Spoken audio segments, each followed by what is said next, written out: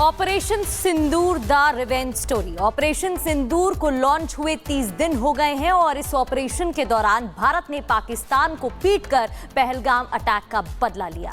तो भारत ने दुनिया को बता दिया कि आज का बदलता बढ़ता भारत छेड़े जाने पर छोड़ता नहीं है। तो फिलहाल ये रिपोर्ट देखिए कि भारत ने किस तरीके से पहलगाम का बदला लिया और क्या मैसेज दिया।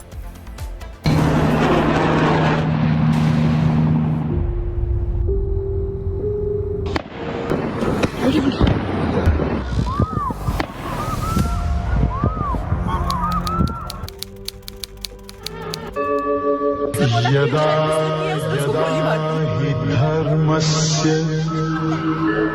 ग्लानिर्भवति भारत। अब आतंकियों की बची खुची जमीन को भी मिट्टी में मिलाने का समय आ गया है। जाम्यहम् परित्राणाय साधूनां सजा मिलकर के रहेगी। धर्म संस्थापनार्थाय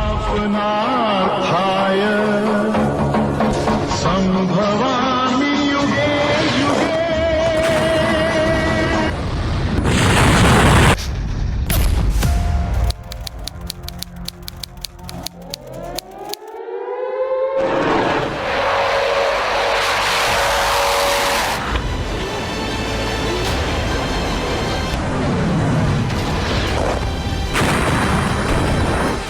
ये बदला था, बदला पहलगाम का,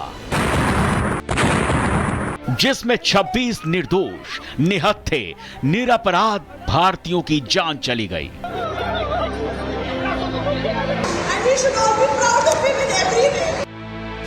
बदला तो पुलवामा का भी लिया था, बदला तो उरी का भी लिया था, लेकिन जो बदला पहलगाम का लिया उसे पाकिस्तान की पुश्तें याद रखेंगी। अब आतंकियों की 15 दिनों के अंदर ही भारतीय प्रधानमंत्री नरेंद्र मोदी ने जो वादा 140 करोड़ भारतीयों से किया उसे पूरा करके वचन निभा दिया।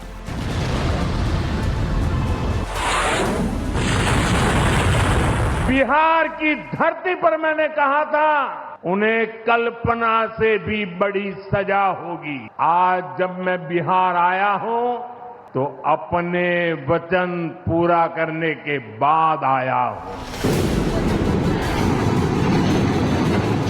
पाकिस्तान ने तो भारत को 48 घंटे में हराने का सपना संजोए रखे था, लेकिन भारत ने 8 घंटे में ही पाक के नापाक खेल को फेल कर दिया और हमारी सेनाओं ने आतंकिस्तान को सरेंडर करने पर मजबूर कर दिया।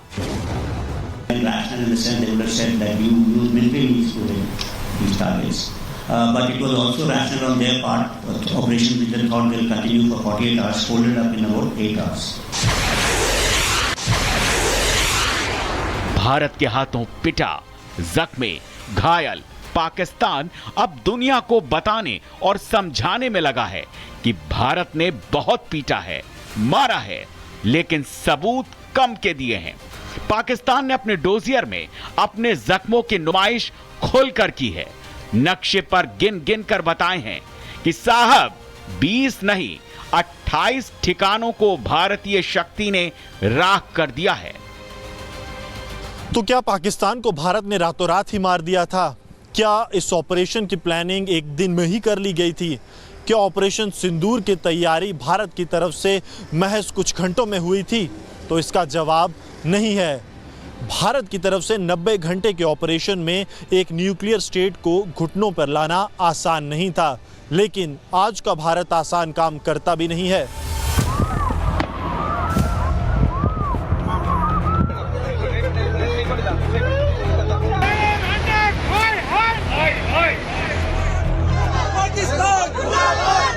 पहलगाम के हमले के बाद देश आक्रोश में उबल रहा था। सड़क से लेकर शहीदों के घरों से बदले की मांग उठ रही थी।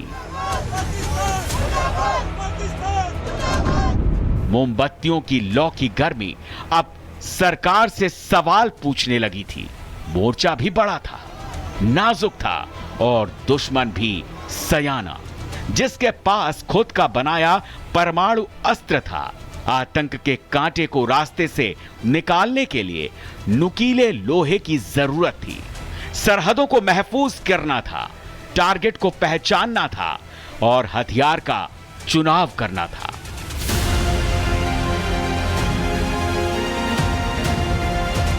एनएसए फाइल लेकर तैयार थे, जिसमें रॉ और आईबी की खुफिया जानकारी को मैच करके बनाए गए थे 21 आतंकी कैंप। सेना के तीनों प्रमुखों के साथ सीडीएस ने एक्शन प्लान फाइनल कर दिया था, जिसमें मोदी, राजनाथ, एस जयशंकर सभी सहमत थे। डेट, टाइम सब फिक्स हो गया। 6-7 मई की दरमियानी रात को देश के अलग अलग एयरबेस से राफेल, सुखोई, मिराज ने अपने टेस्टेड वेपन और मिसाइल के साथ उड़ान भरी। मिसाइलों ने पहले पाकिस्तान के एयर डिफेंस सिस्टम्स को चकमा दिया और उसके बाद आतंक के आकाओं की दुनिया को राख राख कर दिया।